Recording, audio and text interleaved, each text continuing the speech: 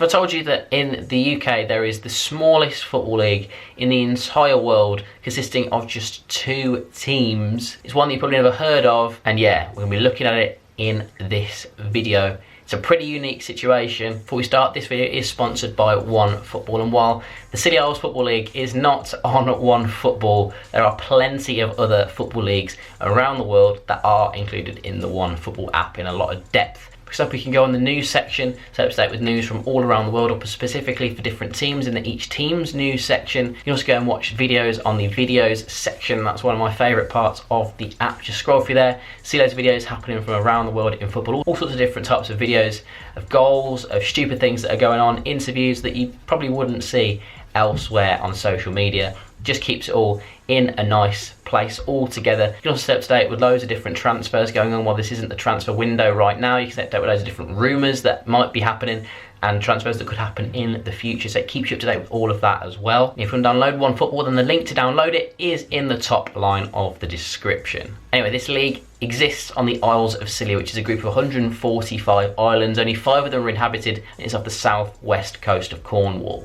You have to travel 28 miles out to sea to get to the Isles of Scilly, and the islands in total have only got 2,300 people living on them, so the pool of players that you can pick from for football is already very small. But regardless, this hasn't stopped the islands having its own football league that's been running since the 1920s. It's incredible that it's still going. So 2 teams, Garrison Gunners and Woolpack Wanderers, both play at Garrison Field. They meet 17 times in the league each season, as well as playing an additional 5 games of various cup competitions, so only 22 games per season. And at these matches, the teams actually take it in turns to use the home and away dugout at Garrison Field. In terms of the players as well, players move between the teams each season, because at the start of the season the 2 captains are chosen, and then pretty much like if you're on a school playground back in primary school or high school, where you have the 2 captains and you just pick from a pool of players. The players' names drawn on pieces of paper and pretty much just pulled out of a hat, and then the 2 captains go and choose who they want out of these pool of players that are there. And the Scilly Isles Football League runs from November to March. So that's during the winter months when there's a lot less tourists on the islands, because the islands basically rely on tourism to function. That's a big source of their revenue coming in to the population of the islands. So what this basically means is a lot of the younger people often move away from the islands when they finish school to forge their careers elsewhere, because there's a lot better job prospects in the rest of the United Kingdom.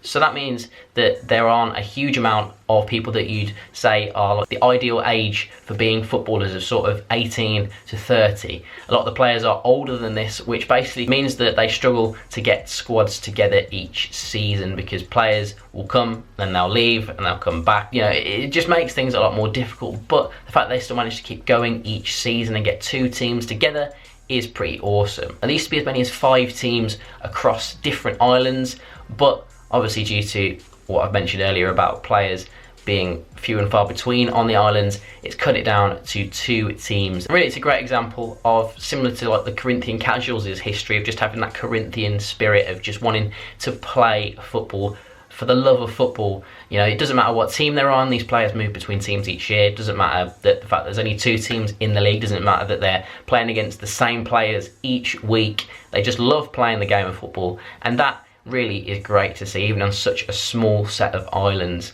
Now, it's interesting that there are no teams from Scilly Isles that, for example, take part in a league from Cornwall. Obviously, it would take a lot of money to transport the players from the Scilly Isles over to Cornwall to even take a part in like a regional league down in the southwest. It's probably going to be quite expensive, which means they're pretty much only able to play against other teams from the Scilly Isles, which is only 2.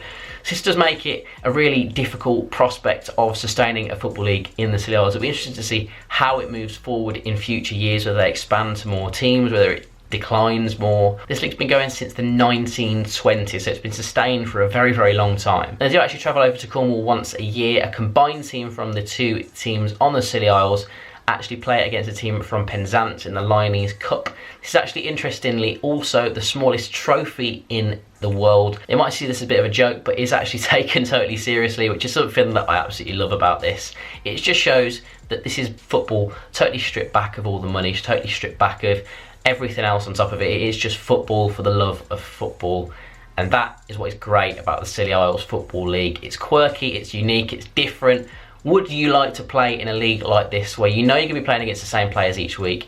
You pretty much know exactly what's going to happen. Would you get bored of this? But really it is, just as I mentioned earlier, it's similar to back when you were at primary school or in high school, where you're playing against your mates, you're playing against the people that you know in your class every week, every day pretty much. And yeah, it's just that football stripped right back to its origins, back to that point where we all fell in love with football, probably playing it at school. This is what it is, but it's adults playing it in this sort of way, without money being brought into it. And that's what I love about it. Yeah, let me know your thoughts on this in the comment section down below. If you enjoyed this video, remember that like button and subscribe as well. We're trying to get to 15,000 by the end of the season. If you could help me get there, that'd be absolutely awesome. So yeah, hope to see you in this video, and thanks for watching.